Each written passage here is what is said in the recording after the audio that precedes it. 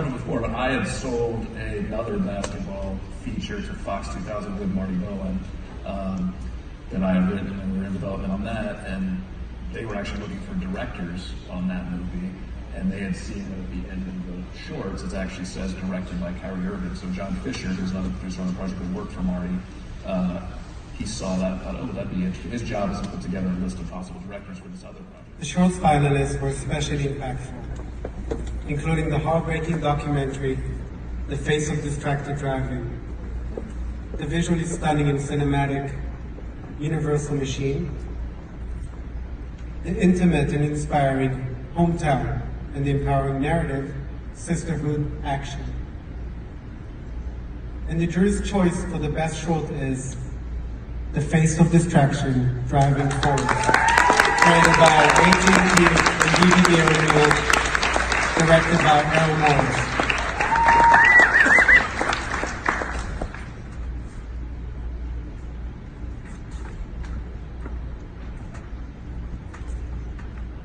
Thank you so much. On behalf of AT&T and our amazing partners, BVDO, I just want to thank everybody for this. This piece is just one story out of many about the dangers of distracted driving. Unfortunately, it's all too commonplace. In New York, there's the dangers of distracted walking, I'm finding out. So thank you so much, and please, if you see something, please say something. And please take the pledge at youcanlead.com. What a nightmare nobody talks about. I mean, you're there every day and you're just like inches and inches. And sort of finally get to this marketing place and see that they were so kind of buoyant. It was like their first, and they were so, and so many, all these like dolls, popping out of dolls and all. I mean, I love GIFs. I think that's how you say it. But I think of them as small gifts without a T.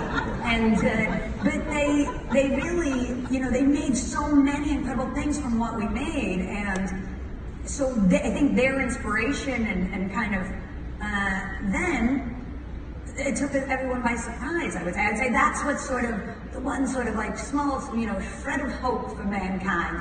This idea that I don't know that the algorithm was able to properly predict that people would be so into watching something effectively about PTSD, who knew? How nice that there's still some of that. So then I think, now they've been really smart. I mean, I obviously have a very specific experience of Netflix because it was really, they had done Lilyhammer, remember that show? Anybody? Nobody. And then they did House of Cards, and then I think they really did Orange is the New Black. So to watch kind of, as somebody who loves the history of Hollywood and Irving Thalberg and kind of, What Makes Sammy Run and Easy Riders, Raging Bulls, like all these books about what it was like to watch in my own lifetime, the Wild Wild West, that was these two kind of powerhouses of Ted Sarandos and Cindy Holland, kind of, the first parties would be just like 8 of us, and then watching it kind of move and then having that close of a relationship, like Cindy is a huge ally on Russian Doll. Like the idea that there can feel like there's a personal connection to sort of, what is now this giant, it really makes you feel like this license for true creative integrity in a way, because it feels genuinely supported the whole way through. Which was similar, I guess, to Kenzo in that. So I think it's been rarefied experiences that I'm like keenly aware that are very, special. Yeah. What I've made, I say all that to give some backstory to my shock and delight that Umberto and Carol, sort of the brains behind the current incarnation of Kenzo, allowed me to make this thing is truly extreme, and I adore them.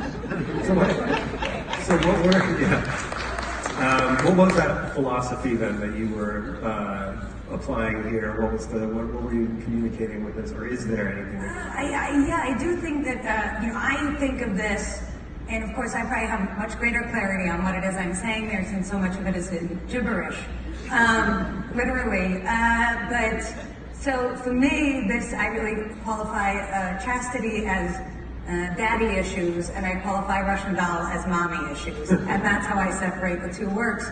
But they're really of a thread in my mind of sort of trying to say something about, like how does sort of trauma go through the channel of a human being and sort of, get filtered and arrive at the other side in all these sort of fantastical and literal ways. You've been very forthright about it. We were just talking about how none of these technologies are new. VR has been around for at least 30 years.